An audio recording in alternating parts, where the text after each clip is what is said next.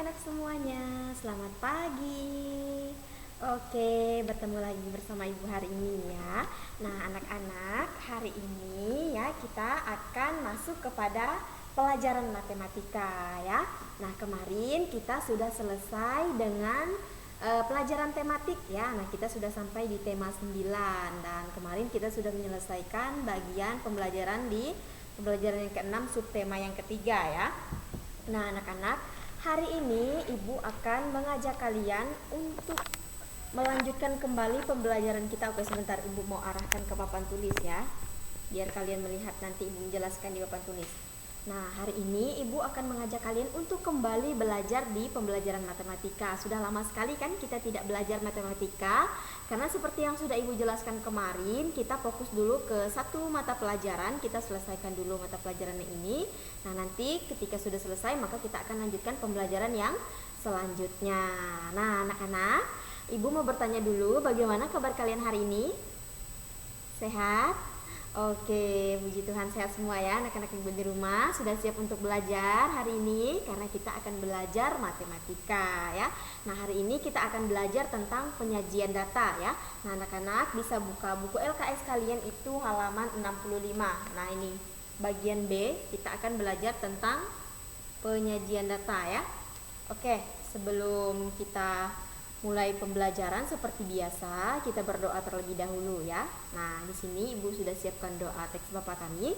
Nah, Ibu akan memimpin kita dalam berdoa. Mari kita persiapkan diri untuk berdoa. Kita angkat tanda tangan kita dalam nama Bapa dan Putra dan Roh Kudus. Amin.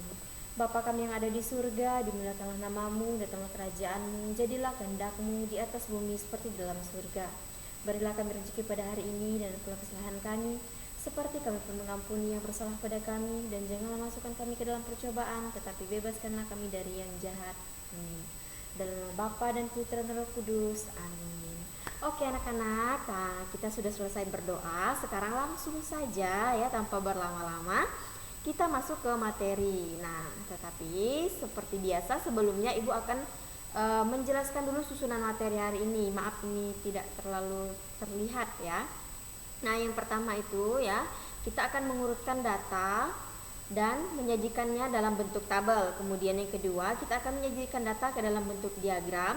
Kemudian diagram gambar dan ada juga diagram batang. Nah, jadi ini adalah materi yang akan kita bahas hari ini. Sebentar Ibu agak majukan sedikit agar nanti kelihatan pas Ibu menjelaskan ya. Nah, seperti ini. Oke, agak miring ya. Oke. Nah, kita masuk ke materi yang pertama. Nah, tentang penyajian data. Nah, anak-anak, penyajian data itu adalah data yang disajikan atau ditampilkan dalam bentuk daftar. Jadi itu pengertian data. Nah, anak-anak, selain itu, data tadi harus diurutkan terlebih dahulu sebelum disajikan ke dalam bentuk tabel seperti ini ya. Nah, ini adalah contoh data yang sudah diurutkan. Kemudian ketika sudah diurutkan maka akan kita masukkan ke dalam tabel. Nah, seperti ini bentuknya. Ini ada nilai, ada tali atau turus ya. Kemudian ada frekuensi. Frekuensi ini artinya jumlah ya, banyaknya jumlah dari nilai ini tadi. Ya, kurang lebih seperti ini. Jadi, anak-anak harus ingat bahwa data itu dia harus diurutkan terlebih dahulu sebelum kita masukkan ke dalam bentuk tabel seperti ini ya. Jadi kita harus urutkan dari yang terkecil sampai yang terbesar. Oke, kita akan lihat beberapa soal. Nah, di sini soalnya ya, misalnya diberikan data nilai ulangan matematika kelas 5C sebagai berikut. Nah, anak-anak bisa perhatikan di bawah ini sudah ada data dari nilai ulangan anak kelas 5C ya. Nah, seperti ini. Nah, di sini Ibu akan mengajak kalian bagaimana cara kita mengurutkan nilai ulangan matematika kelas 5C ini dari yang terkecil sampai yang terbesar. Kemudian bagaimana cara kita memasukkan data ini tadi ketika sudah diurutkan ke dalam bentuk tabel ya. Oke. Nah, langkah yang pertama yang harus kita lakukan ya anak-anak, kita urutkan terlebih dahulu nilai dari yang terkecil sampai yang terbesar tadi. Nah, ini tadi ya.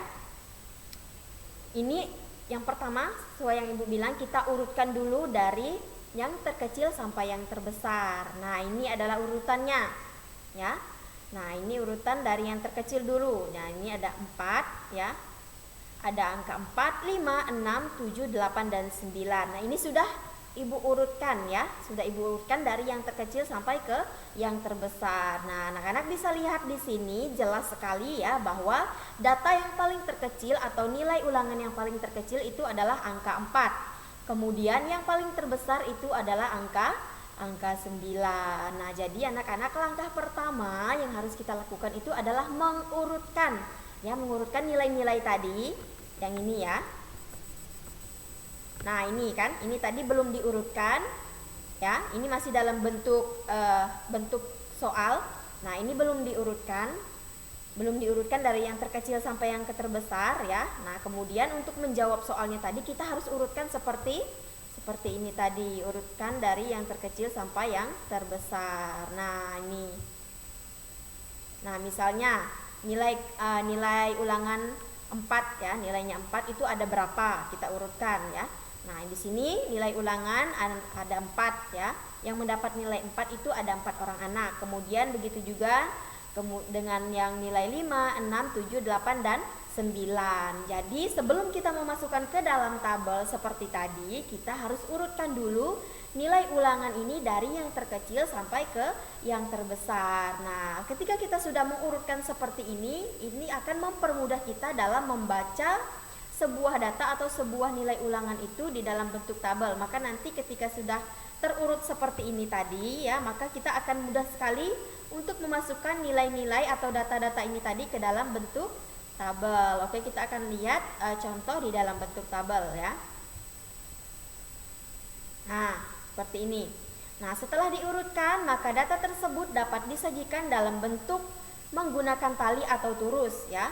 Nah, ini akan mempermudah jika untuk membaca data tersebut agar tidak ada data yang terlewatkan. Nah, seperti ini tadi, ya, anak-anak.